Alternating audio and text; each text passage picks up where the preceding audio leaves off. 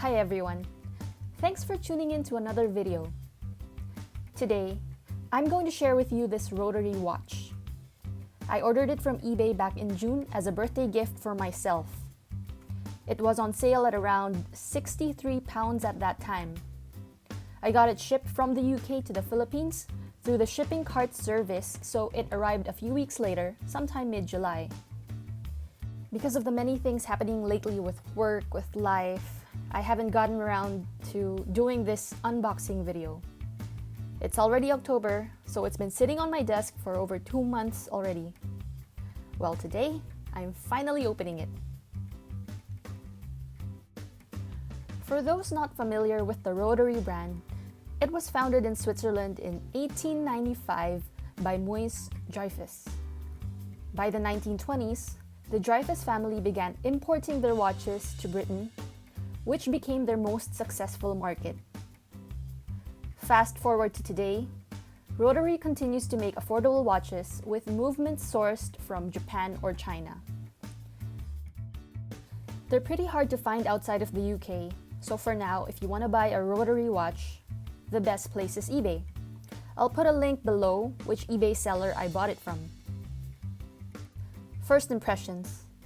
I was really impressed by the packaging it came in. I wasn't expecting it to be this leather box.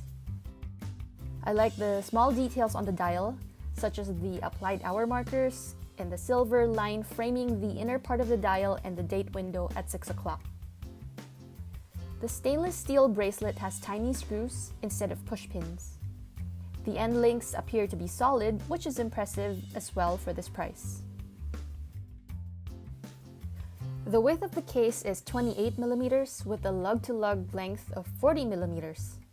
It might sound small, but square or rectangular watches wear much bigger than round watches. It's also incredibly slim at 6mm. I worry sometimes that I might accidentally break it in half. The lug width is 20mm.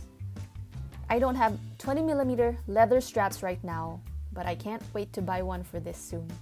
I'm thinking pebbled tan leather would look good with this silver and black tone. Unfortunately for me, this only has mineral crystal. At the sale price I paid for, I guess it's acceptable.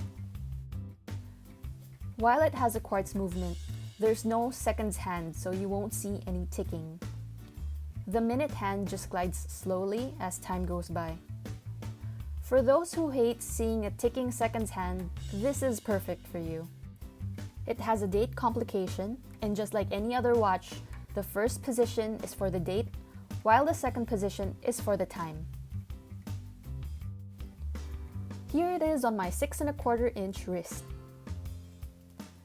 I have no idea yet how I'm going to adjust this bracelet, so for now, I'm going to put it back into the box until I can get it adjusted or until I can get my 20mm leather strap.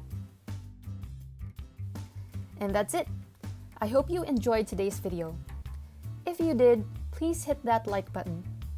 Thanks for watching, and I'll see you next time.